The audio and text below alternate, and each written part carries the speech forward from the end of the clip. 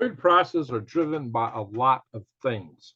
They are driven, of course, by the price and availability of fertilizer and fuel, labor, weather, and of course, war now, among other things. Uh, we can expect food prices to have a lot of upward pressure this year. You would think that things would have settled down with all the disruptions we had from the bug that went around, and then from the initial shock of the conflict that's going on over in certain countries in the European theater. But no, it's not done with us yet. There are huge weather challenges here in the United States, in China, and there is that war. And as I just reported on a previous video, it's not clear that food is going to be coming out of the Black Sea from Ukraine and or Russia. What's going to happen with that? We don't know yet. And again, that also may spark and lead to further war. Beyond what I said in the other video, it is true that there are other things that have created whole new tensions between Turkey and Russia, and the Black Sea might turn out to have be a little blacker from spilt oil from battleships and gosh knows what.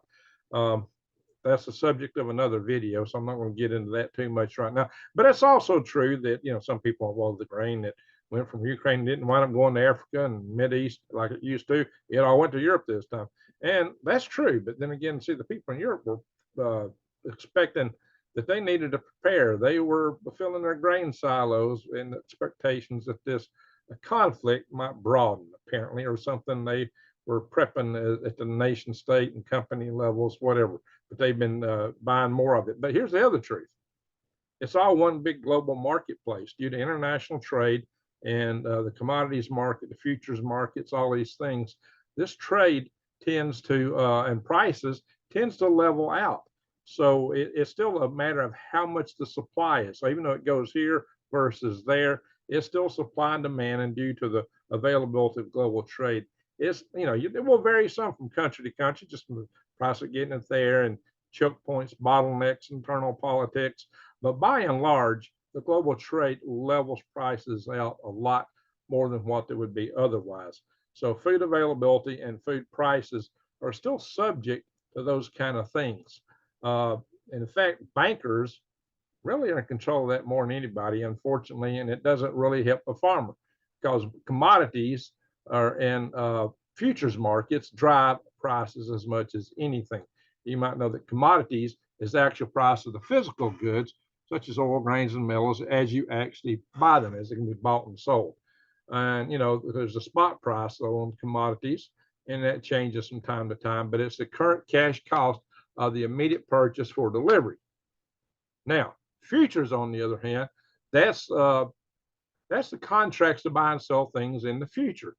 But they do come together in commodity futures. Now, so you leave it to banksters to come up with ideas like this. Commodity futures are contracts that arrange for trades in commodities down the road, even before they're available.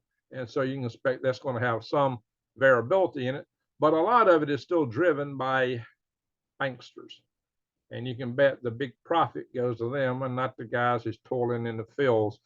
Farming is the most intensive capital industry there is. I mean, farmers spend so much money on equipment and on all the inputs to make their crop grow, and they get so little back, and their margins are thinner than anybody's. And that's why a lot of people, young people, just aren't that attracted to go into farming, at least in the big industrial grain skill. Now, a lot of people inherit it and they go into it that way. And some people like Bill Gates just buy their way in. That's a whole other story. Or China. Yeah, the two buying up so much farmland in America. And see, that's another problem. Like I said, like the food from Ukraine wasn't going to North Africa and all these places, and as people rightly pointed out earlier, like it used to. But it's still, like I said, it's still pretty much one market. However, it also returns here. Just because it's produced here in America, don't mean it's consumed here. Oh yeah, we export blah blah blah blah. You got to realize when went around back in 2000, a lot of things were shut down, and we were told that certain things just weren't available, like ham, like Smithfield Industries. Who bought Smithfield Industries? Yeah, well, it turned out they also had an exemption for working against the so-called lockdowns because they were as a national priority, a national emergency. They were, in this count, what was the word, national something, while that industry had to be open when everybody else had to shut down. But what was happening with the produce they were producing? Where was it going? To the land of the dragon. Yeah, to the owners.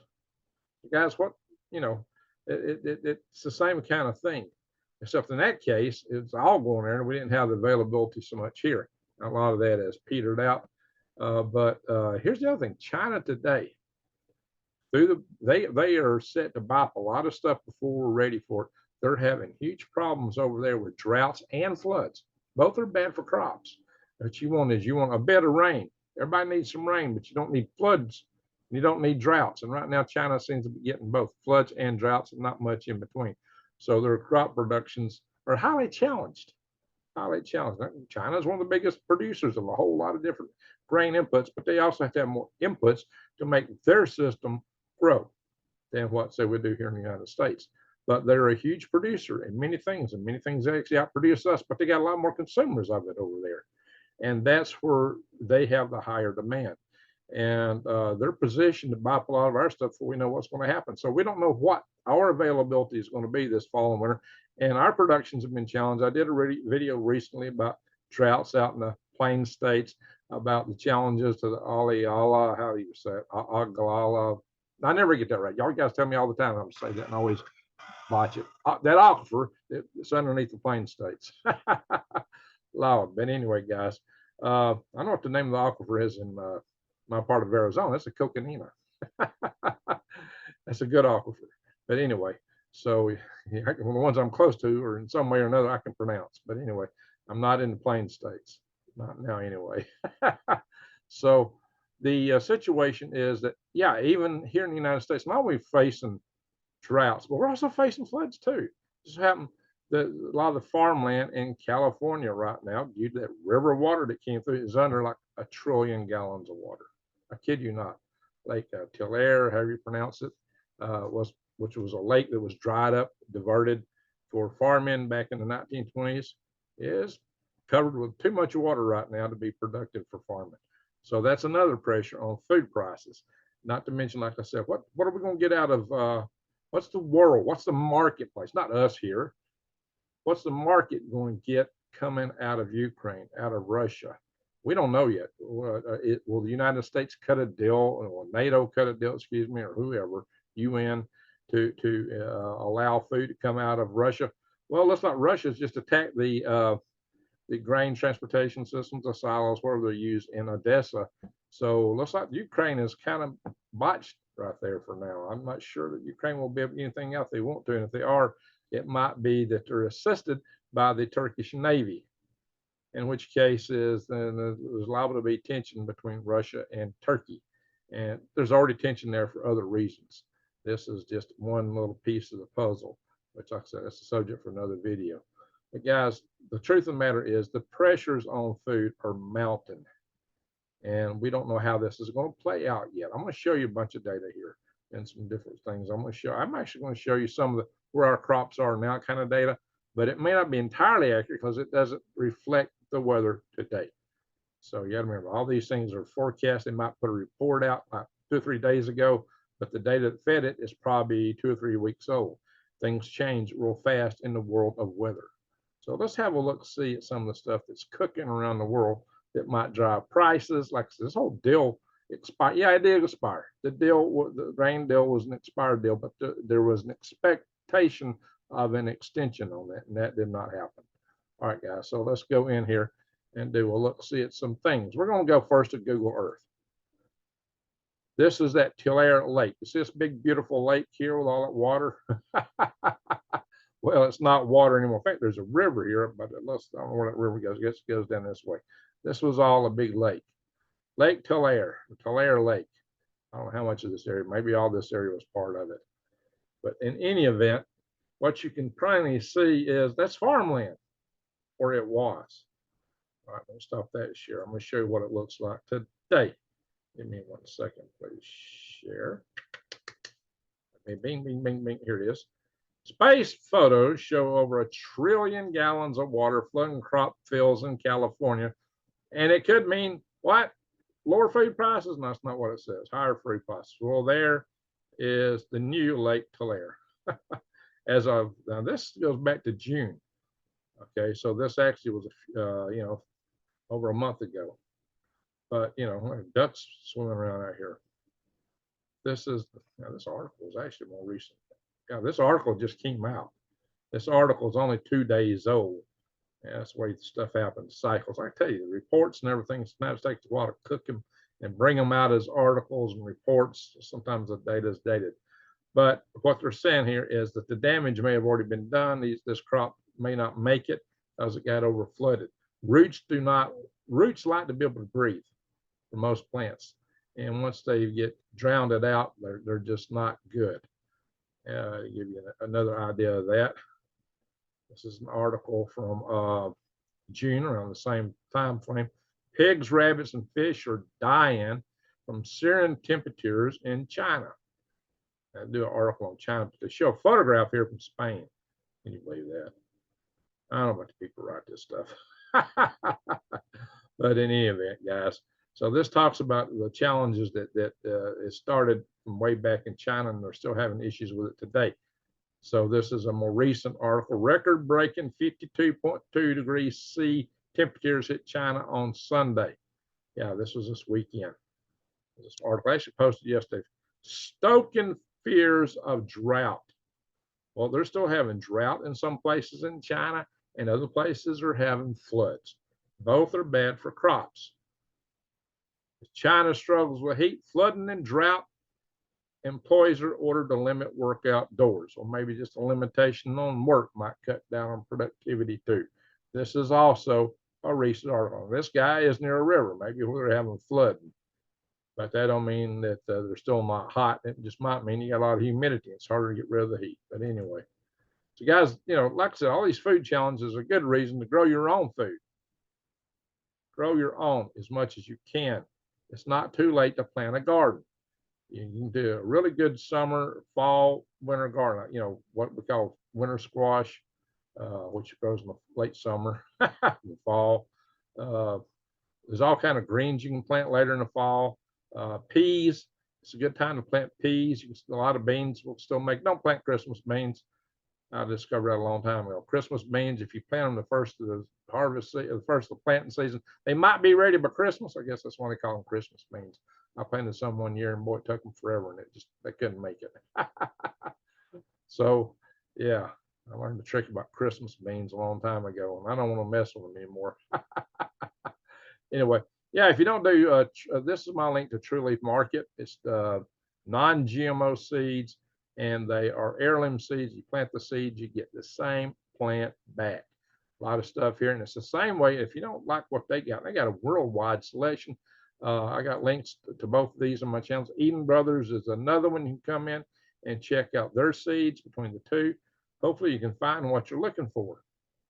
Quite a few good vegetables. This is also non-GMO and heirloom. You get them both, guys. So let's go over here. Now, some reports, we're saying, hey, we're doing good. Look, we're projecting. Now, this is from the beginning of July. This is when this was released, which means the data was probably a month old before that. It's probably the beginning of June, maybe even May. It takes a while for organizations to sift through data and make the projections that come out. We don't know where we're going to be with our crops, honestly, until maybe late August. But global cereal production heading for a record high. That sounds good. But is it going to be available? And will it really be high? Because I see another report here, which just don't quite play that out as well. This is the USDA, United States Department of Agriculture. I should be able to pronounce that. My dad used to work for them at one time. But in any event, you can see 2003, this is barley. You can go through this and look at different crops. The barley crop, not as bad as 2001, but it sure is up here with a lot of other previous years. And we see this throughout this. A lot of crops, except rice. America's not a big rice producer, but we seem to be ahead of our rice production. So this shows you where the crops are up to this point in time.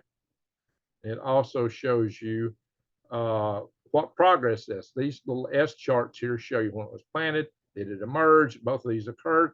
It started to be headed out, so the grain are starting to produce. It's not full. This is a little bit on the lower side of the curve, but it seems to be trending up a little bit. Of course, we've not got into the harvest season. This is where the rubber meets the road, where you really find out what you're getting. In some of these cases, we might not know some of the crop statuses until late September or later. All right, this is corn. Corn looks like it's way down. That's scary. But see, I was talking about the problems in the plains and Midwest with some of the corn crops, and maybe that is why. Now, this data purports to be pretty accurate. So let's look like it's not, we're already in mid-July, but it looks like as of the first week, it shows it's coming up a little bit, but it's still not great. And according to this, it's just silking, just starting to silk. Hey, corn out here in the south is already over here. I mean, it's starting to mature. I mean, we're over here in my area. We got big, tall corn stalks. They got ears on them. But then, we're a hot, moist area of the country, so corn makes pretty quick down here. Different corn fields are in different states, so kind of like I showed you last year. Crop production of cotton. Cotton's kind of midway here.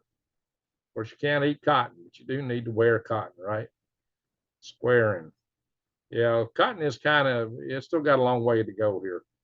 And that's kind of what it looks like. Cotton is not all that tall around here yet, but it comes out late season. All right, this is oats. Oats is down. See, we get a trend here. Oats, corn. I think the first thing here was barley. Barley is not used a lot in this country, except for maybe beer. But anyway, yeah, the Greeks grow a lot of barley up in Alaska. They had a barley project up there and built the junction. The corn is down. Cotton is midway. Oats is down. See, we're starting to see a picture here.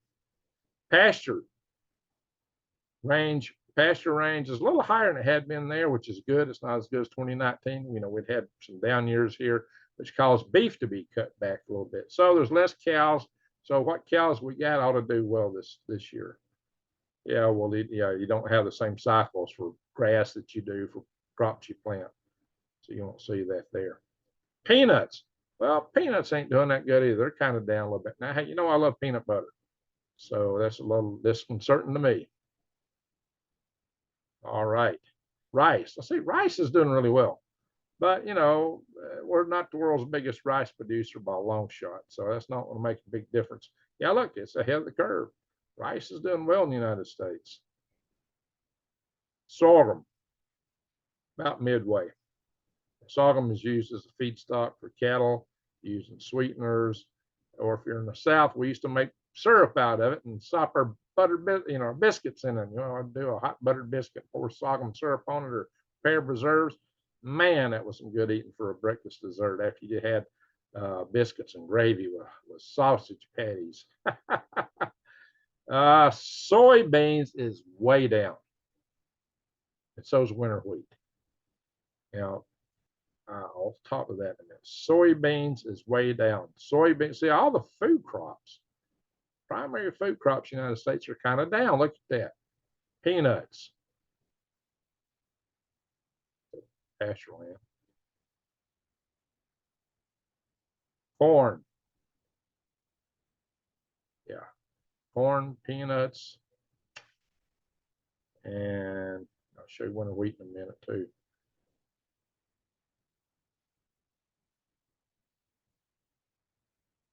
Except rice. Sorghum is the mainstay of our diet. Soybeans is way, way down. I'm going to talk about that in a minute. Wheat. This is spring wheat. I think this is what we call winter wheat around here. It's down too.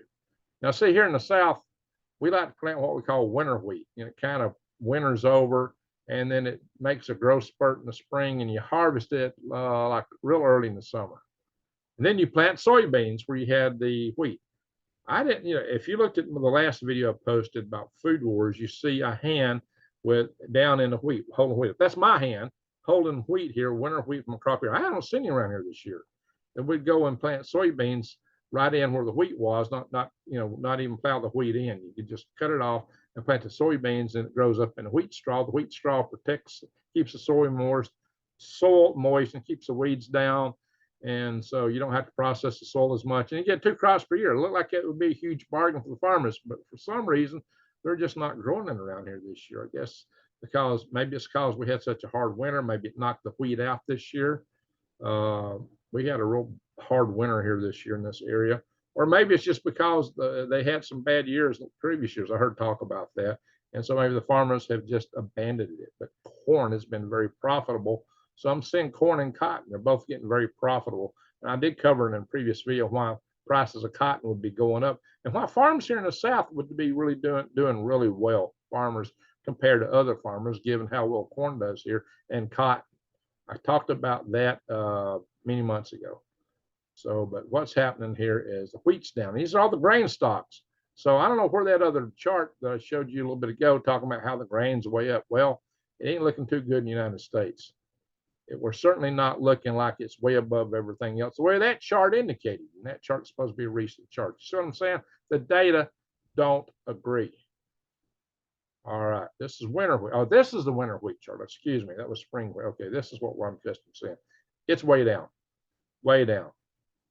2022 might have been worse, but this is way down. That's the winter wheat chart. Excuse me. The winter wheat, spring wheat, corn, all this stuff. So maybe barley. Yeah, see, it's all down, down, down, down, down, down. All the foodstuffs, all the cereal grains, feedstocks, except for sorghum, which rice is not a feedstock, are down. So it makes me really wonder, where'd they come up with this? Record high. Well, it does say global. But look what's happening in China. And I think India is also having some issues. So, yeah, it's certainly not coming from here. Now, maybe they're doing better in South America, or maybe they're counting the great productivity in Ukraine and Russia.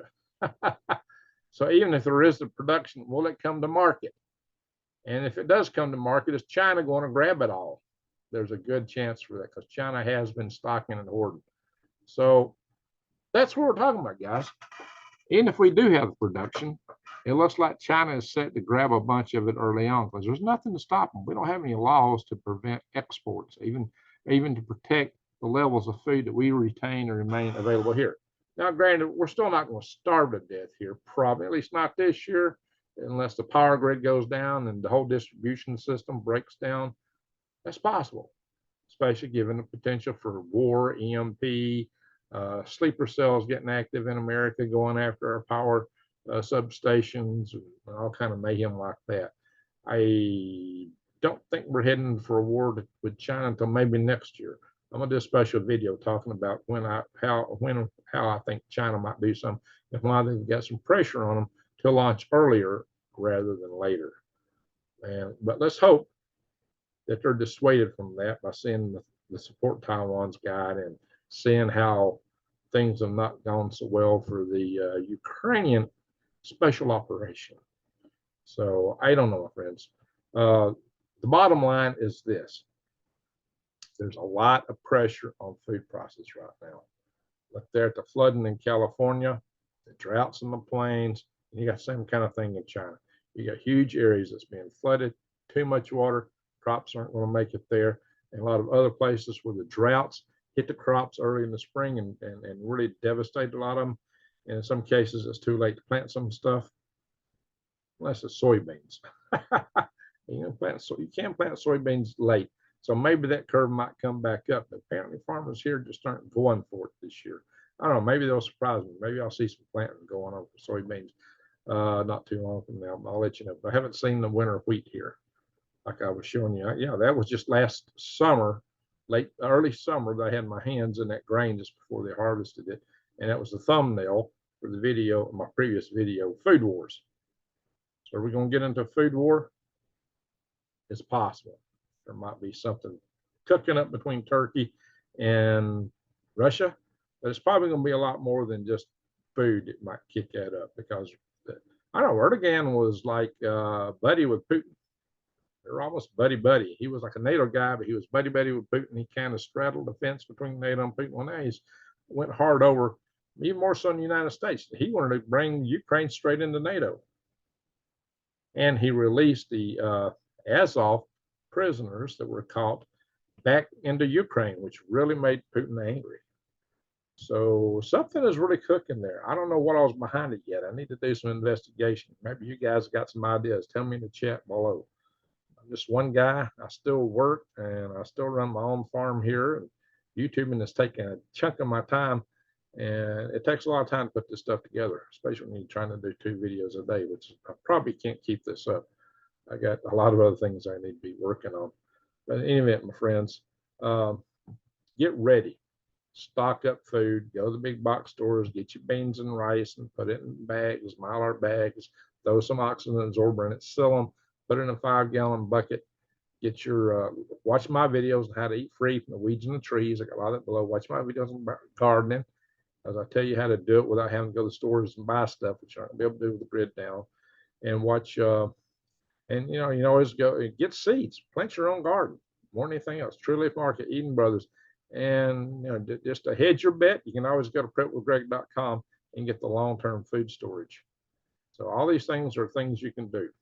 So do whatever you can to keep yourself and your family ready. Get the things you need to protect your family. I tell everybody happiness is a warm nug. And if you don't know what a nug is, and you haven't been watching my channel for long, but take that word and flip it around, you know what I'm talking about. But nugs get hungry, you got to feed them kibbles. That's what helps keep them warm. Anyway, my friends, be careful. Be careful. This Propositions channel help you survive, thrive, and stay out of the hive. And that's the kind of stuff I'm bringing you here. A lot of people get caught up on window dressing. I will make a point to start the video out, but the key things I'm always trying to drive for here is to tell you to get ready for hard times. All the other stuff is just window dressing. The main point is to be ready, because we got crazy stuff coming at us. All you gotta do is look around the world, and we got a lot of crazy stuff. Some of it starts inside our own nation and inside the Beltway. There's plenty to be said all over. I don't trust any government, nowhere. Trust none. That's what I say. The government that governs best is the government that governs least. I believe that came from Thomas Jefferson, and it used to get recited a lot by Ronald Reagan, and I still hold true to that. So, my friends, keep your eyes wide open and head on a swivel. It's coming at us from every direction. But be ready, be prepared, and I'll bring you whatever I can to help you come to this understanding. But my videos viewership has been dropping lately. So share my videos. Click if you're not subscribed, if you like my content, subscribe, bang the bell, and click on the notification. But you better be checking back regularly, because the platform is not sending out as many notifications. So check back and see what I've posted lately. Anyway, then, my friends, thank you for watching. Greg out.